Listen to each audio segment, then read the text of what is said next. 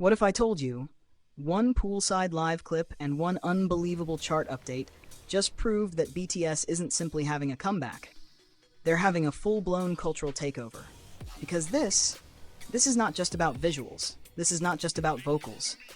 And this is definitely not just another successful era for BTS.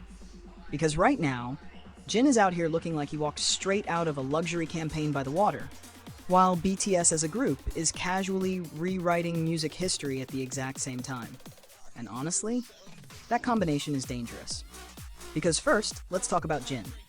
On April 5th, Jin shared behind-the-scenes style photos from the Swim poolside version live clip shoot, and the internet basically had no choice but to stop and stare. He appeared in a frilled shirt and suit, wearing in-ear monitors, flashing a simple V sign, and somehow even while doing something that casual, he looked unreal. And this is where things get wild. It wasn't just that he looked handsome. It was the kind of visual that makes people do a double take. That tiny, sculpted face, that elegant neck, those broad shoulders, those long proportions, that polished, effortless aura. Everything about him looked almost too perfectly balanced to be real. And that's why fans weren't just calling him handsome. They were calling him exactly what he keeps proving over and over again, the visual king. But what makes this moment even more powerful is that Jin never stops at just looking stunning. Because the second the Swim Live Clip 2, Swimming Pool Ver dropped, fans noticed something else immediately. His live vocals. Bright, smooth, silver-toned, clean, beautiful. And somehow in a setting that could have easily relied only on aesthetics and mood, Jin still made sure the voice hit just as hard as the visuals. That's what makes him so fascinating to watch. Because with some artists, you get the image. With others, you get the voice. But with Jin, you get both at the same time. And somehow each one makes the other even stronger. And that's exactly why this whole Swim era feels different. Because it doesn't feel like he's just participating in a comeback. It feels like he's owning a moment.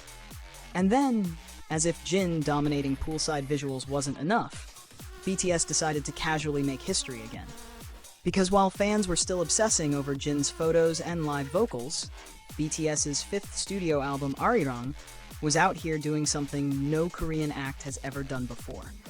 It stayed at #1 on the Billboard 200 for 2 consecutive weeks. Yes, 2 weeks.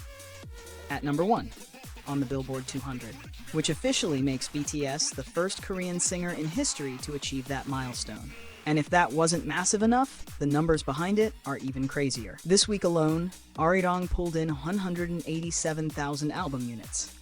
That includes 114,000 pure sales, 65,000 streaming equivalent units, and 8,000 track equivalent units.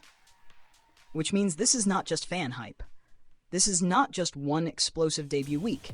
This is staying power. This is momentum. This is the kind of chart dominance that proves BTS isn't just arriving with noise, they're staying with force. And remember, this is after Arirang had already debuted with a monster first week.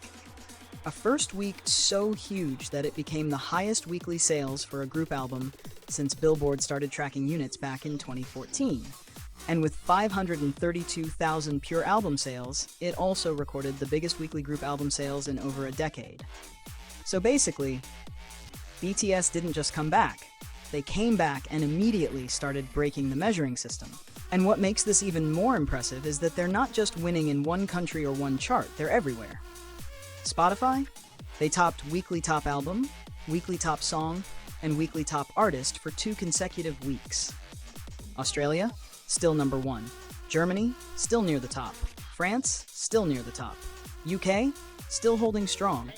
And that's when you realize this era isn't moving like a quick viral moment. It's moving like a global event. And of course, at the center of all of this is Swim, the title track that's doing exactly what a title track is supposed to do.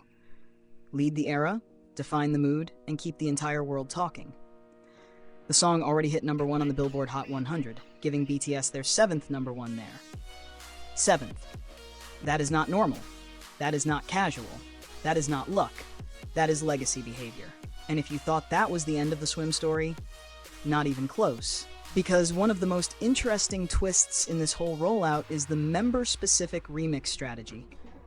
BTS released 7 different remixes connected to the Keep Swimming concept, each tied to a member.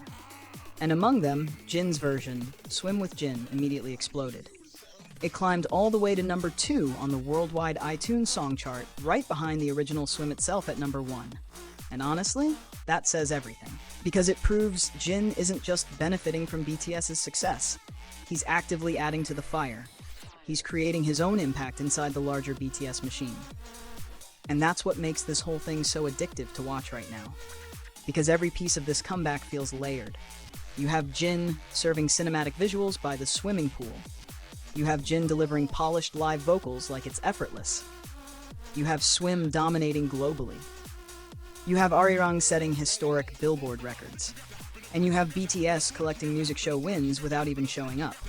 9 wins, 9, without appearances. That is the kind of power that only happens when a group has moved beyond popularity and entered something much bigger. Influence, presence, cultural gravity. And maybe that's the real reason this era feels so exciting.